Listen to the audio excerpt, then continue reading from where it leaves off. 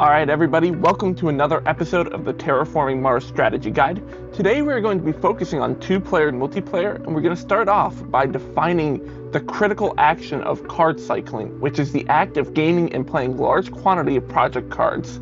This maximizes the odds of finding cards that have high value and can create ways to gain even more cards, along with dictating the pace of the game. An important definition to keep in mind while playing Terraforming Mars is that project cards cost 3 mega credits each. This is defined in the very first phase of the game when you're deciding what project cards to keep out of the 10 you are given. Some important things to keep in mind while selecting your project cards, prelude cards, and corporations is that with your prelude cards and corporations, you want to focus on increasing your productions and choosing good active card-esque effects that'll help you start the game strong.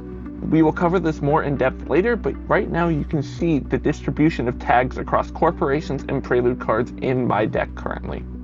The basic gameplay loop we are looking for is fairly simple. We are going to be hunting through the deck and card cycling, looking for cards that help us gain more cards, increase global requirements, and help us build a stash of VP for the end game. And on screen now you can see the distribution of tags across my project card deck.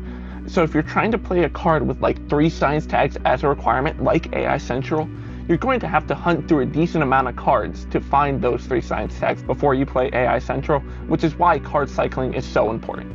The other thing worth noting right now is the distribution of event, active cards, and automated cards in the deck, with automated having the most amount of cards in the deck while event cards are the least.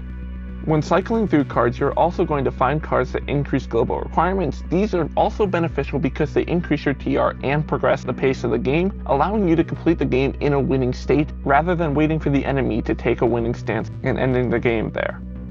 A natural part of the game is placing city tiles and greenery tiles to increase your VP and your ending score.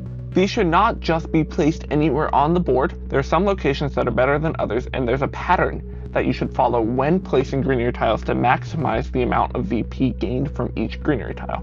You can see this on screen now where 3 city tiles can share 1 greenery tile, making that greenery tile worth 4 VP, with the initial base VP of the greenery tile as 1 and the 3 additional VPs for the adjacent cities.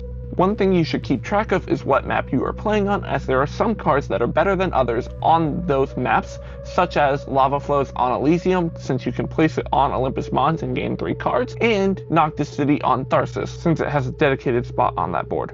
My favorite map out of the original 3 is Elysium, since it's plant-centric and the oceans are on the top half, giving you full freedom to place cities wherever you want on the bottom half of the board.